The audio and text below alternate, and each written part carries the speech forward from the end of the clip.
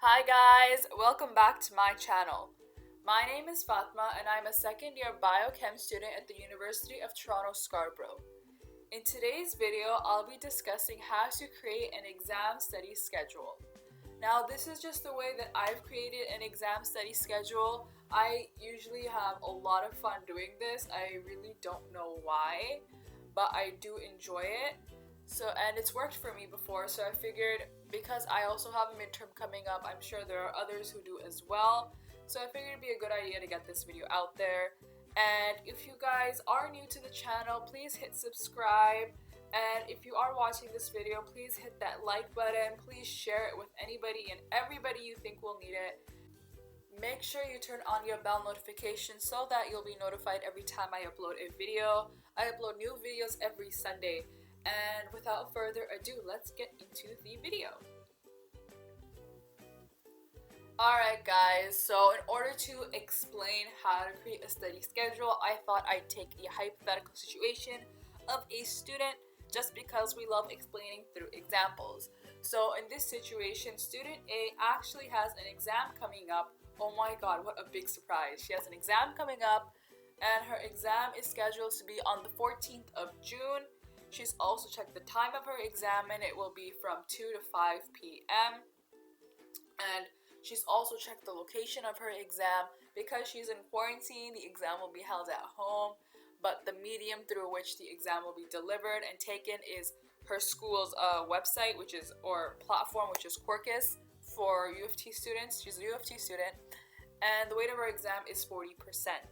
Now, all of this information is actually the first step in creating your study schedule, which is to determine the details about your exam. So the location, the date, the time, and how much it's worth. Okay?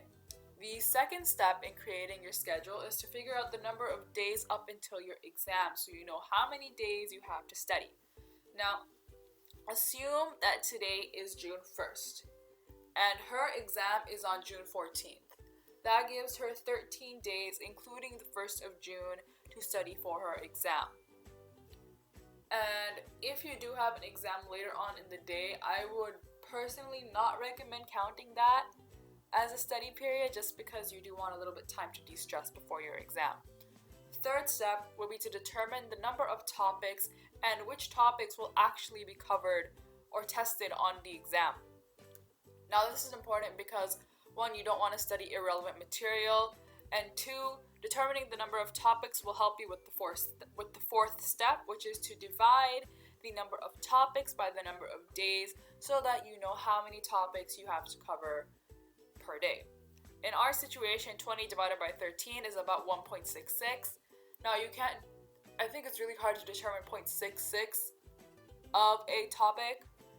So I just prefer to round up in situations like this. So she's going to be covering around 2 topics per day. And there will be some days where she'll cover 1 topic, but for most of the days she will cover 2. Now some extra tips to keep in mind one of them would be to estimate the number of hours it'll take for you to cover every topic. This is important just because when you have a time constraint, it makes you more productive, or I found that it's really helped me as opposed to just saying I'm going to do this and then it just never ends up happening.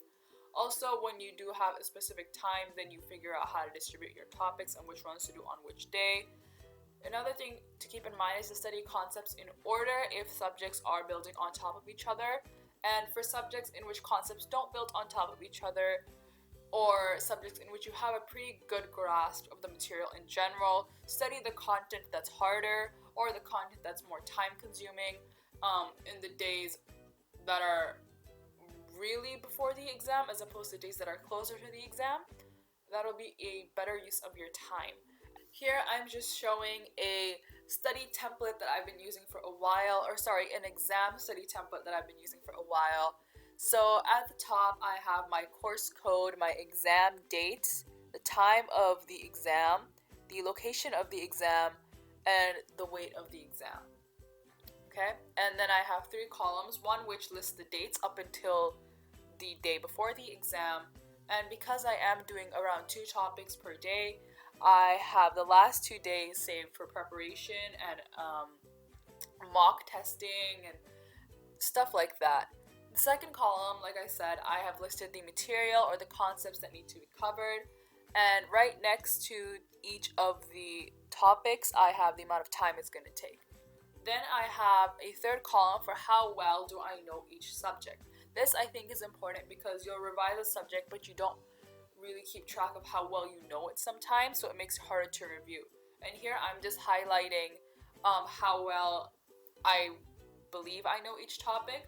For topics like this chapter over here where I've said that I really need help, I will write down that I need help and I'll make a note of that because then I can ask somebody about it.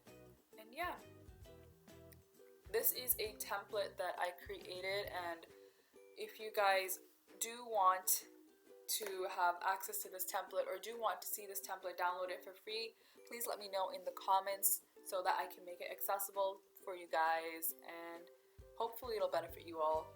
And here's just me wishing everybody Eid Mubarak because it is Eid, and even though Eid is different this year, it's still Eid, so take time to really enjoy it. And that's about it, guys. Thank you so much for watching this video, and see you soon!